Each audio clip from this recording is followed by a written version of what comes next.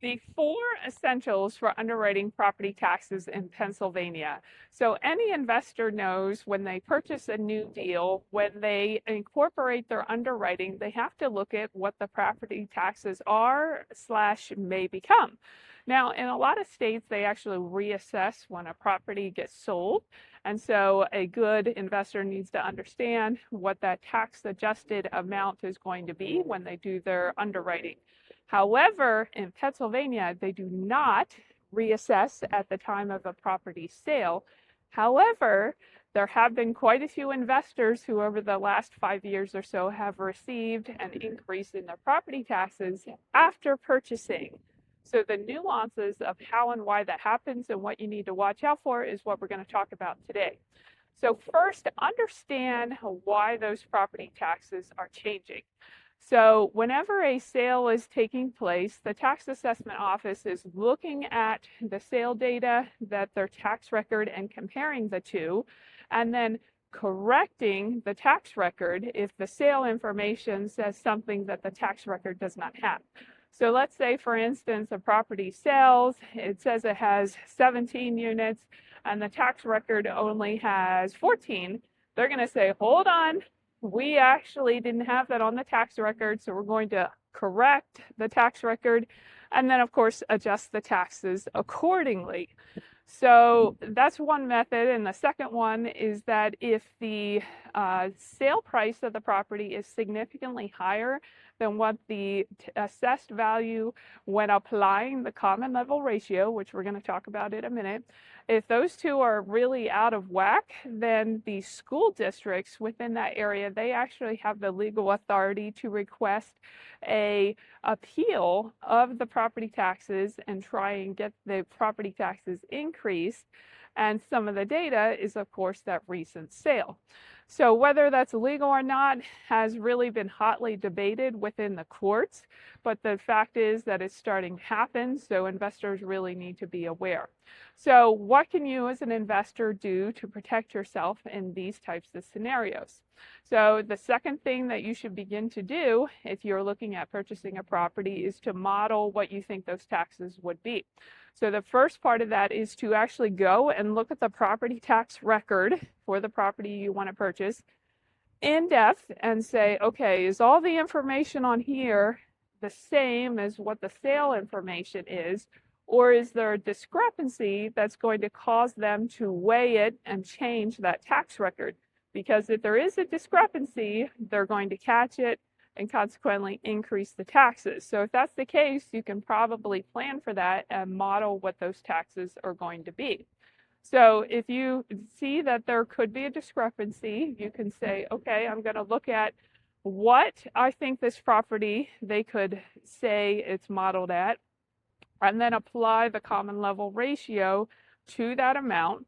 So the common level ratio is a factor that is specific to each county that the state puts out every year, which is supposed to equalize the market value to the assessed value. So commonly, if you go and look at the assessment for any property, it's going to be way, way less than what the actual fair market value will be. And that's because most counties do not regularly update their property tax assessment. And so as a result, those values are like way out of whack. But the common level ratio is how they say, okay, this is the equalizer. So if the assessment value is supposed to be 40%, then the common level ratio helps you to get to where it's 100% of where that assessed value is. And that is different in each county because some counties, like Lancaster County, will reassess on a 7-year schedule. So they actually have it in process that every 7 years it's going to be updated. Whereas a lot of counties, like your county, has not done one since 2004. And politically, they're not a happy thing to do. So a lot of times it just doesn't get done. So the common level ratio is the way for each county to say, like, based on the assessed value and where we're at now, how do you reconcile the two? So you need to know the common level ratio for the county of the property that you're in, and then not just apply it to your sale price, because you could potentially make the case that the fair market value is less than your sale price if there was some factors that are going to put you at a different playing field. So let's say all the other properties that are very similar in the same municipality are all assessed at a certain amount per unit, and you're paying more than that because that's what the market is. But they can't spot assess you at that higher sale price if everybody else is at a lower assessed value on a per unit basis. So you need to understand what all the comparable information would be and what their assessments are, because the assessment office must, by law, apply the same metrics to each property. So don't just automatically use your sale price as that starting point, okay? So that's the second part of that. And then once you arrive at what that market value, what you think that assessment value should be when applying the common level ratio, then you could use that as a method to factor what you think the taxes will be once you get that notice of appeal. So if the appeal never happens, then great. But if you do get the appeal, we'll go on to step number 3. If you get the notice that you're going to be assessed at a higher amount, then you have the right to appeal. So you want to make sure you stay on top of that time frame, because typically it's kind of a short time of like 20 to 40 days that you can file an appeal. Now that process will take longer to unfold, but you have a very short window of time to respond if you get that notice of assessment. And then the fourth thing is to actually go present your case to the assessment board and let them decide what that should be.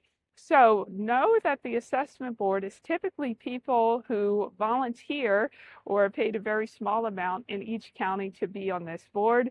They're oftentimes professionals that are appraisers, they're realtors with a lot of experience, and other associated professionals who are on this board. So they understand the values, and they may be more inclined to vote in your favor because they understand and can appreciate if you have a well thought out appeal. So let's go through an example real quick for you. So let's say that Sue bought a building for $1.8 million, and the assessment value for that property is down here at $650,000. So when you apply the common level ratio for this particular property to the 650, it takes it up to 1.6 million. So according to the county's factor, it would say that the value of that building is 1.6. So if Sue now buys that building for 1.8 million, then that difference between the two, they might say, oh, well, we're going to increase the assessment because we found, a reason to update it because it had more square footage, even if it was like in a hallway, right? It's not producing income. So because Sue knows that the common level ratio puts her at 1.6, then it's likely that all the other buildings that are equivalent are probably going to have a tax basis similar to hers. So she can go put together a list of all the other properties, what their assessment values are on a per unit basis, and then present that case to the taxing authority. So they would then have to say, okay, everybody else is assessed at basically the equivalent of 1.6. So that means we can't make Sue's building be worth 1.8 because that would be an unequal treatment of her to all the other properties. So that's basically how that scenario plays out. But of course, you have to present the data and the information and make your case. This, of course, is a lot of work, but it'll be well worth it, because if they increase your property taxes, even by a small amount, that can mean a significant change to your net operating income.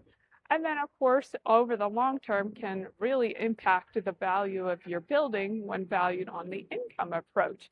So it's very valuable for you as an investor to understand how to underwrite the property tax risk and make sure you do your appeal successfully in order to be able to come out ahead at the end of the day. So I hope this video brought you some value. If so, please like, comment, and share. And if you're looking for real estate in Pennsylvania or Maryland, please reach out to us. We're happy to help.